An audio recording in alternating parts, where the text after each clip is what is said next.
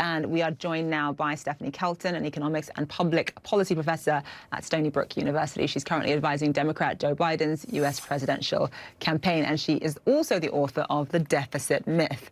Stephanie, thank you so much for being with us. So just overall, just putting Steve Mnuchin's comments just there aside for 1 second, overall, looking at this sort of holistically since March, what do you make of the government response economically to this crisis? Has it been adequate? Has it been sufficient? No, it hasn't. And I think the evidence of that is that, we've seen more than 30 million people lose their jobs. And so while I think that the federal government's response was in many ways, trying to do the right thing, we had a policy attempt to keep people attached to their jobs, to keep workers attached to their jobs and on payroll. In other words, the mass job losses could have been avoided if the government's Small Business Administration lending program and the PPP, the payroll protection program, had gone off without a hitch. The difficulty is, of course, that it didn't go off without a hitch. And, the inability to sort of roll that out very, very efficiently allowed a lot of people to lose their jobs.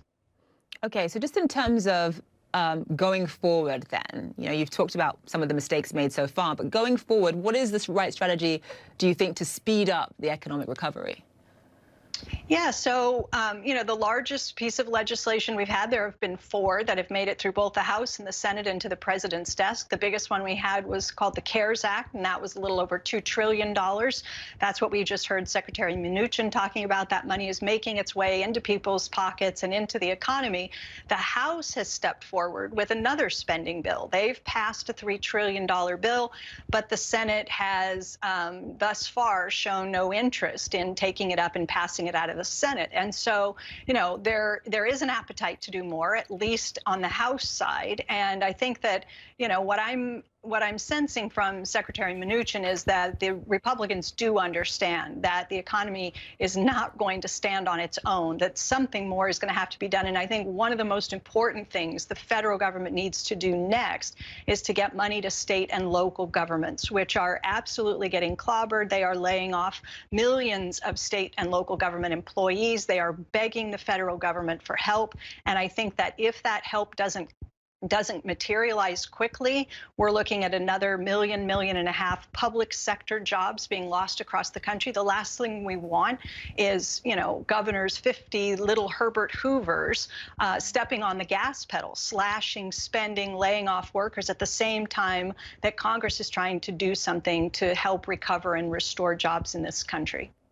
So you're saying the government needs to do more to help individual states. When you look at, though, the deficit right now, the deficit has actually widened to $1.8 trillion over the past 8 months. In your opinion, are there any limits as to how much debt a government should incur at a time like this to keep propping the economy up?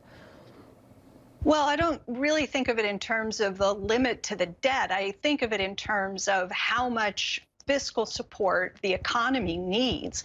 And so we can see, just by virtue of the tens of millions of people who are without jobs, that the economy can handle a lot more fiscal support. In fact, it needs much more fiscal support.